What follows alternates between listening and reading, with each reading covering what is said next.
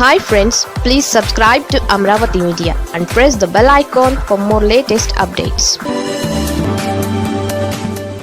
మూకుమ్మడిగా కదిలిన వైసీపీ జగన్ వ్యూహం సక్సెస్.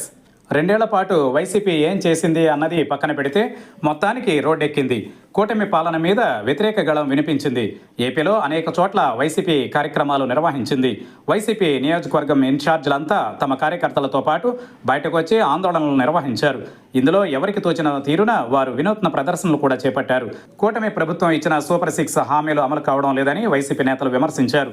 వైసీపీ ప్రభుత్వం తీరు పట్ల కూడా వైసీపీ నేతలు ఆగ్రహం వ్యక్తం చేశారు.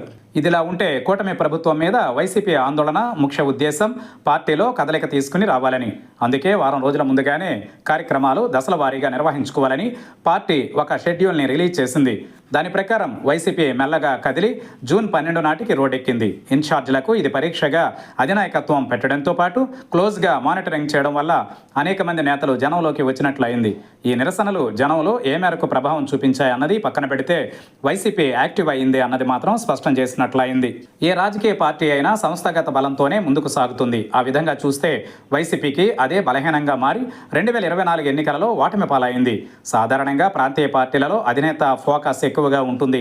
ఆయన్ని నేతలంతా అనుసరిస్తారు. కానీ వైసీపీ మాత్రం 2024 తరువాత రివర్స్లో పాలిటిక్స్ చేస్తూ వస్తోంది. జగన్ పెద్దగా జనంలోకి రావడం లేదు. పార్టీ నేతలను ముందు పెడుతున్నారు. మెడికల్ కాలేజీల ప్రైవేటీకరణ అంశం మీద కోటి సంతకాల సేకరణ అయినా ఇతర ప్రజా సమస్యల మీద పోరాటమైనా వైసీపీని అప్రమత్తం చేస్తూ వస్తున్నారు. తాజాగా 2 ఏళ్ల కూటమి పాలన మీద కూడా వైసీపీ అధినాయకత్వం పార్టీనే ముందు పెట్టింది. పార్టీ ముందు పట్టాలెక్కితే ఆ మీదట అధినాయకత్వం ఇమేజ్ కూడా తోడవుతుందని, అప్పుడు మంచి ఫలితాలు వస్తాయని భావించి ఈ రకంగా వ్యూహరచన చేస్తున్నారని అంటున్నారు. ఇక కూటమి ప్రభుత్వం ఎటు తమ 2 ఏళ్ల పాలన మీద సభలు పెడుతుంది.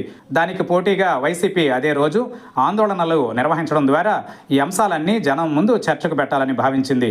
ఒక విధంగా చూస్తే ఇది రాజకీయపరమైన వ్యూహం. ఈ విషయంలో వైసీపీ కొంతమేరకు సక్సెస్ అయినట్లుగా ఆ పార్టీ నిర్వహించిన ఆందోళనలను స్పష్టం చేశాయి. ఈ విషయంలో వైసీపీ కొంతమేరకు సక్సెస్ అయినట్లుగా ఆ పార్టీ నిర్వహించిన ఆందోళనలు స్పష్టం చేశాయి. కూటమి ప్రభుత్వం చెప్పేది జనాలు విన్నారు. విపక్షం విమర్శలను ఆలకించారు. దాని తరువాత వారే దీనిని ఆలోచించుకునేలా ఒక బిగ్ డిబేట్కి వైసీపీ తెర తీసిందని అంటున్నారు. మరోవైపు వైసీపీ నెమ్మదిగా జనం వైపుగా కదిలేందుకు ఈ కార్యక్రమాలన్నీ దోహదపడుతున్నాయని అంటున్నారు. ఏది ఏమైనా వైసీపీ అయితే రోడ్డు మీద కనిపించింది. మరి ముందు ముందు వైసీపీకి కూడా అగ్ని పరీక్షలు అనేకం ఉన్నాయి.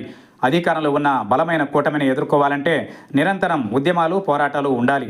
అంతే తప్ప సీజనల్గా చేసే పోరాటాలు జనంలో రిజిస్టర్ కావు అన్నది కూడా ఆలోచించాల్సి ఉందని అంటున్నారు. మరి ఇది వైసీపీకి శుభారంభమా కాదా అన్నది కూడా చూడాల్సి ఉంది అంటున్నారు.